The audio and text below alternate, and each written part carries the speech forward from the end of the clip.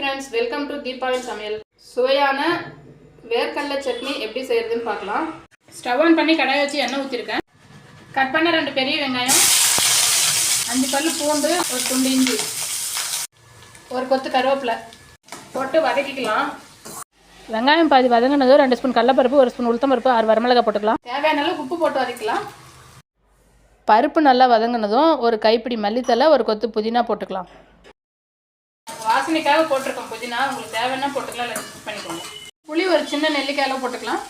வறுத்த வேர்க்கடலை தேவையான அளவு போட்டுக்கலாம். நல்லா வதங்கிடுச்சு, ஆறட்டும், அரைச்சி எடுத்துக்கலாம். ஆறிடுச்சு, நைஸாக அரைச்சி எடுத்துக்கலாம். சுவையான வேர்க்கடலை சட்னி ரெடி.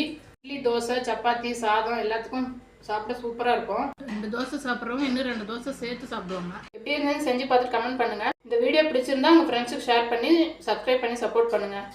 நெக்ஸ்ட் ஒரு இன்ட்ரெஸ்டிங் ரெசிபியில் சந்திக்கலாம். தேங்க்ஸ் ஃபார் வாட்சிங்.